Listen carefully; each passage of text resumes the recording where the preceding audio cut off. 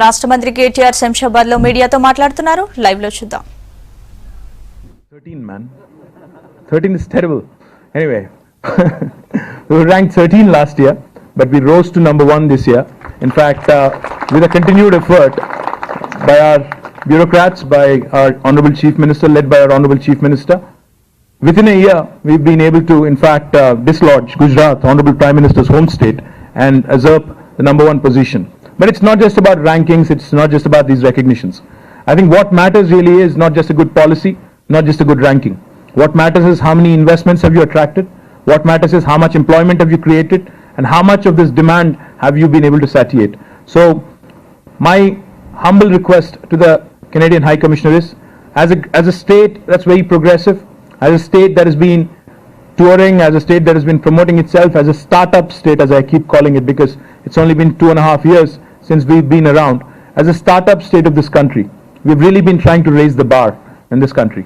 In fact, in terms of administrative reforms, in terms of policy reforms, our Honorable Chief Minister never fails to remind us that no individual or an institution is a repository of wisdom. We all need to learn from best practices from across the world. In fact, when we were formulating our industrial policy, we went around, we learned from the best, we imbibed the best practices and came out with one of the best policies in the world. Today, I'm happy to share with you the TS iPass that is mentioned out there, that is actually shown on the screen out there, is considered one of the best industrial policies across the world. Let me just give you 3 examples, 3 salient features of TS iPass and what makes it special. As an entrepreneur, as an investor, if you wanted to invest in Telangana today, you don't need a clearance from the government.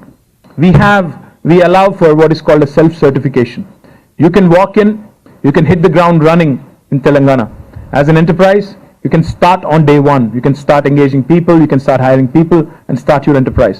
Simultaneously, for regulatory purposes, you're required to submit an application online. Now, what happens when you submit an application online? What happens is, we take about 2 weeks to give you an answer, to give you a clearance. You may have heard this before. You may tell me that you've heard about this before. Time-bound clearances, single windows. I've heard this before. How is Telangana different? Telangana is different. If we don't deliver on the promise of 2 weeks, on the 16th day, it's a deemed approval. It's an approval by default. In fact, on the 16th day, 2 other things also kick in.